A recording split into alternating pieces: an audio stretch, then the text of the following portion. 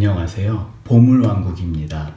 기술이 하루하루 발전하면서 알게 모르게 무인기계 시대나 무인점포 시대가 성큼성큼 다가오고 있습니다.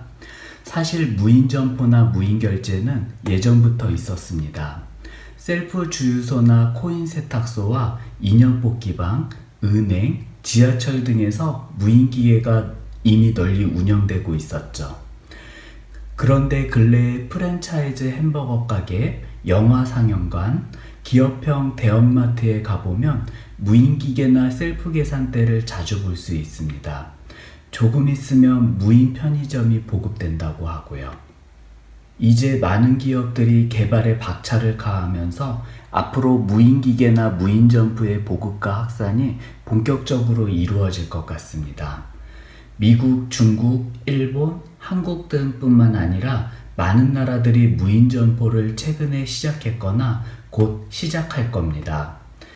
중국에는 알리바바, 징둥닷컴, 수닝, 빙고박스 등이 무인점포 운영을 시작했고, 미국에서는 월마트, 아마존고 등이 있고, 이외에도 일본이나 유럽 등의 여러 나라에서도 무인점포나 무인결제 시스템 등이 확산하고 있습니다.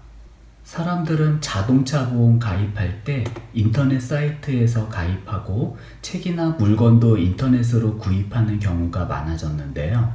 인터넷 쇼핑도 무인점포에 포함된다고 할 수 있겠네요. 그래서 2-3년 내로 단순 계산직이나 서비스직의 일거리가 많이 줄어들 겁니다. 이미 고용 쇼크를 겪고 있는 우리나라는 앞으로 단순직 일자리가 줄어들 것에 대비해야 하겠습니다. 외국에서 일할 수 있는 사람은 국내보다 외국이 사정이 좋을 테니 외국어를 어느 정도 공부해둬야 할 테고요. 국내에서 일자리를 찾으셔야 되는 분들은 기술이든 뭐든 전문가가 되는 공부를 해 놓으면 좋습니다. 그리고 로봇이나 무인점포의 발전에도 영향을 안 받는 직업을 준비하는 것도 좋겠네요. 그런데 무인점포나 인공지능의 발전과 상관없는 일자리는 뭐가 있을까요? 서비스업이나 창의적인 일, 기술이나 훈련이 필요한 일들일 겁니다. 예를 들면 미용사, 요리사, 공무원, 간호사, 의사, 사회복지사, 정치가, 목수, 디자이너, 가수, 댄서, 예술가, 운동선수, 연예인, 프로그래머, 만화가 등이 있는 것 같습니다. 4차 산업혁명으로 인공지능이나 로봇, 무인점포 등이 발전하는 것은 거스를 수 없는 대세입니다. 그리고 앞으로 사회가 빠르게 변화할 겁니다. 스마트폰의 발전처럼 말이죠. 미래에는 힘든 일은 로봇들이 하고 사람들은 편한 일만 하거나 일 대신 여가만 보내는 날이 오게 되는 것을 상상해 볼 수도 있겠네요.